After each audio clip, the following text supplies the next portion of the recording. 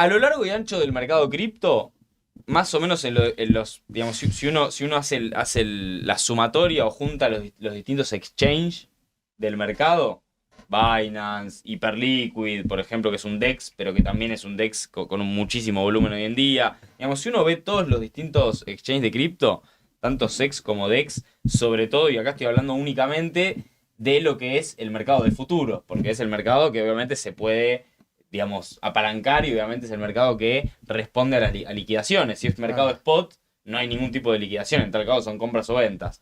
Eh, Básicamente, como neto, tanto en shorts como en long, prácticamente en el transcurso de, habrá sido media hora, una hora, si querés un poco más, Ujú.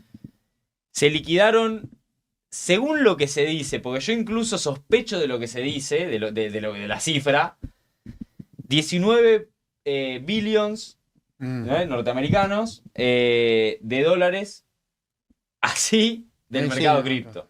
Así. Eh, Incluso pasó algo bastante curioso, que es que, yo lo estaba viendo en vivo y en directo, en Bitcoin obviamente Bitcoin tuvo un movimiento fuerte, pero bueno, es Bitcoin, es un mercado mucho más robusto, incluso hoy en día con los ETFs también tiene toda una entrada institucional que enrobustece su liquidez. Entonces, dentro de todo, Bitcoin se manejó y se movió en unos parámetros certeros. Ahora bien, muchas altcoins, y estoy hablando de altcoins, no de altcoins recontra timba, shitcoins, cosas que no digo que sean malas per se, sino, digamos, estamos hablando de altcoins top 10, Ujú. altcoins top 10, top 20, top 30, o sea, altcoins realmente con mucho tiempo en el mercado, con productos ya existentes, con servicios, digamos, altcoins que funcionan y que tienen utilidad en el ecosistema. Eh, en algunos exchanges, como por ejemplo Binance, que es el principal SEX, o sea, exchange centralizado al día de hoy, vieron caídas en cuestión de, como te digo, yo lo vi en vivo, minutos o segundos, Ujú. de más del 70%. Claro. Ojo, y algo que quiero aclarar, y algo que quiero aclarar, Qué bravo. esto no pasó en todos los exchanges, cosa que también fue curiosa, Ujú. porque se dio algo también muy curioso, que es que, por ejemplo, el precio que reporta Binance o el precio que reporta, no sé, voy a tirar otro por tirar, Kraken, Bybit, los precios que reporta Coinbase, los precios que reportan distintos exchanges y los que reportaron en ese momento fueron muy variados. Por ejemplo, en Binance llegamos a tener, para dar un ejemplo, Link llegó a $8 en Binance. O sea, durante un instante, en algún momento, Link llegó a cotizar $8 en Binance. Eh, Ahora, por ejemplo, si uno va a buscar en Coinbase, Link no cayó de los $14, por ejemplo. O sea, estamos hablando prácticamente de un gap casi de un 100%. Lo mismo, por ejemplo, en activos como ADA. Este, bueno, en prácticamente muchísimos de los activos se vieron diferencias abismales de precio. Imagínate lo que va a haber sido eso. Me refiero, imagínate en cuanto a actividad de mercado, cómo se empezó a mover el engranaje Claro. inmediatamente. Verdaderamente fue una locura. Eh, Mismo con, voy leyendo un par de cosas, eran diferentes los precios, totalmente, mismo con BTC había diferencia de $5 de diferencia, sí, $5 es poco, habían diferencias mucho más grandes incluso en BTC y en otros activos, totalmente, claro, sí, de $1.000, sí, totalmente, totalmente. Este, ¿Qué quiero decir un poco con todo esto? Y algunas conclusiones a las que voy a ir llegando y voy a ir comentando, porque la historia es muy larga, hay un montón de cosas Ujú. para analizar, estuve leyendo artículos que te imaginás que tienen de todo. Em, Algo para entender en principio es eh, la palanca, Gaby. Claro, el La apalancamiento. palanca, hermano. Claro. ¿Qué te voy a decir? La Sí, sí. palanca. A ver, en principio claramente hubo un movimiento de desarrollo de desarme de posiciones importante. Esto quiero aclararlo. Más allá del apalancamiento de esto, ¿eh?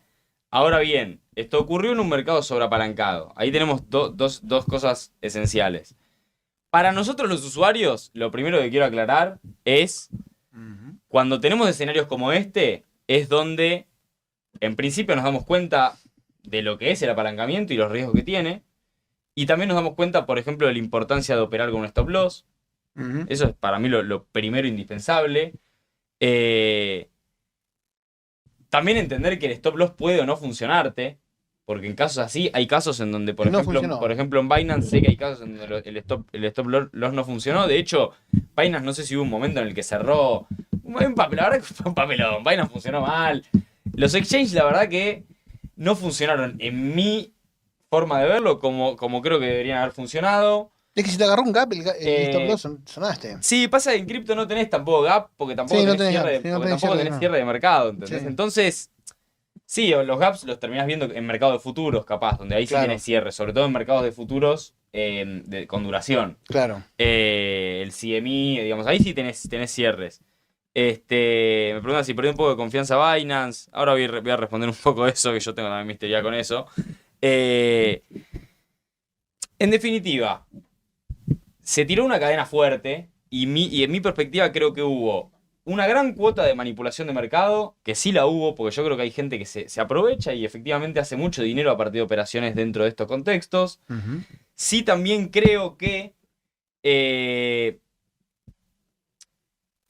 es central que entendamos que esto no va a ser la única ni la primera vez que ocurre. eh, Y que el apalancamiento, esto lo quiero decir en general, no solo con el mercado cripto, el apalancamiento es un factor importante a prestar atención en los mercados en general, ¿sí? Uno a veces, cuando habla de apalancamiento, uno está muy acostumbrado así, el apalancamiento es cuando subo la ruedita y le pongo por 2, por 3, por Claro. 5. Pero no es tan así. ¿Qué quiero decir con esto? ¿Qué quiero decir con esto? El apalancamiento también muchas veces puede ser incluso utilizado, por ejemplo, para abrir posiciones para hedgear o para tener cobertura. Ujú. A veces uno usa contratos y se apalanca en contratos para poder tener cobertura en base a otros trades, por ejemplo. Ahora bien, ojo, con dos cosas. Una, con no tener un stop loss. Porque por más de que tengas una cobertura, si estás en un momento en el que el mercado no es muy eficiente, la cobertura se te puede ir en contra igual. Claro. Sobre todo si es una cobertura en un mercado de futuros, apalancado. Pero hay que entender que, porque uno a veces habla de apalancamiento y dice, sí, bueno, viste, somos los timberos que vamos y nos apalancamos, qué sé yo. No es solo así. El apalancamiento funciona a lo largo y ancho de todos los mercados y se usa desde el pececito más chiquito que se apalanca porque vio un videíto en algún lado que dice apalancate un 50x en TikTok, Ujú. hasta el hedge fund que en realidad lo que busca es necesita, por ejemplo, apalancarse en una posición o buscar una posición de cobertura y hacer un short, por ejemplo, de cobertura. Ujú. ¿Por qué? Porque a lo mejor está completamente expuesto a un long en otra parte del mercado y necesita ese hedge para que si el mercado se le da vuelta, por lo menos tenga un poco de profit de esa caída. Bueno, ese tipo de escenarios hay que tener también, hay que tenerlos en consideración. Y en este caso lo que vimos, en mi perspectiva, a partir de también un muy mal funcionamiento, en este caso también de los market makers. Creo que los market makers fueron esenciales. Porque fueron los market makers fueron los que dijeron, che, no hay liquidez, no hay órdenes. Prácticamente nosotros somos los únicos que estamos poniendo órdenes. Y hay muchos que se corrieron. Y creo que fue parte del motivo por el cual, por ejemplo, Binance le pasó lo que le pasó. También tiene que ver, o sea, no es que no estén al tanto, Ujú. pero eso tiene mucho que ver con los market makers y también empezar a darnos una idea de que mucho de lo que tenemos en el mercado cripto y en los mercados globales, porque yo creo que esto nos tiene que dar también una pauta para entender un poco más el funcionamiento de los mercados en general, no solamente esto que pasó el viernes del mercado cripto, sino entender dinámicas del mercado. eh, el apalancamiento funciona a lo largo y ancho del mercado en muchas formas y con muchos usos distintos, ¿sí? Entonces, a tener muy en cuenta esto, porque en este caso cripto, digamos, hubo una gran barrida de apalancamiento, después el mercado se recuperó muchísimo y eso también terminó generando obviamente muchas ganancias para algunos y muchas pérdidas para otros.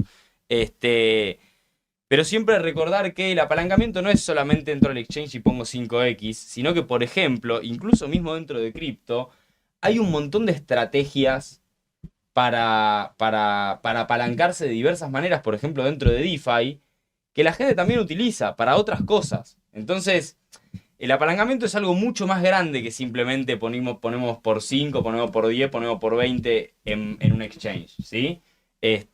Hay mucho más detrás de eso y en este caso vimos una gran tirada de cadena fuerte que barrió mucho apalancamiento y que evidentemente había mucho apalancamiento apalancado en long. Y te voy a decir por lo menos cuáles son esto ya son, sí, algunas conclusiones en realidad o por lo menos perspectivas de lo que saqué yo.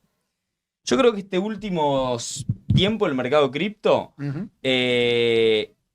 recibió mucho flujo y a la vez recibió también un creciente apalancamiento al alza en base, por ejemplo, ¿te acordás que esto lo hablamos hace un tiempito? Incluso me acuerdo hasta, por ejemplo, en el estudio, cuando estábamos en el estudio anterior, así que habrá sido incluso hace un par de meses, de cómo empezaba a pasar. ¿Te acuerdas la estrategia de MicroStrategy? Sí. La estrategia de Michael Saylor, que se apalancaba con sus acciones y compraba más Bitcoin, o sea, se apalancaba y compraba Bitcoin, básicamente. Bueno, ¿te acordás que hubieron muchas empresas, por ejemplo, que empezaron a replicar este modelo? Bueno, yo creo que a partir de ese tipo de narrativas, por ejemplo, empezamos a tener a muchos inversores que empezaron a querer hacer un front running, o sea, empezaron a querer posicionarse antes de que todas estas compañías compren. Y a partir de ahí empezó un camino hacia un cierto apalancamiento, persiguiendo esta narrativa, ¿sí? Ahora bien, desde julio prácticamente, que tenemos un mercado en rango. Claro. Y hay una realidad que es cuando Bitcoin, que es un mercado súper que muchas veces tiene tendencias y movimientos fuertes, entra en un momento de rango, nos decepciona a todos, loco. En los momentos de rango a nosotros nos ha tocado vivir miles de rangos, Gaby. Sí, Y son una cagada los rangos, porque son recontra volátiles, no hay dirección. Arriba tenés euforia, abajo tenés miedo. La gente claramente pierde en esa ecuación. En el rango la gente pierde. Son momentos difíciles. Y estamos en un momento con sobreapalancamiento alcista, o estábamos, quise decir, y a la vez un par de meses también de rango y de ya frustración en el mercado cripto. Che, loco, esto no tiene dirección. Claro. Y encima vimos en las últimas 2 semanas mucha fluctuación de precio y mucha volatilidad. Bueno, en la que saltó una chispita, que en este caso fue el querido hombre naranja, Donald Trump, diciendo, bueno, quiero hacer la guerra tarifaria con China. Se desarrolló todo este escenario y finalmente se tiró, como digo yo, se tiró la cadena. Se tiró la cadena y quedaron los que quedaron agarrados así a ver, ¿qué quiero decir?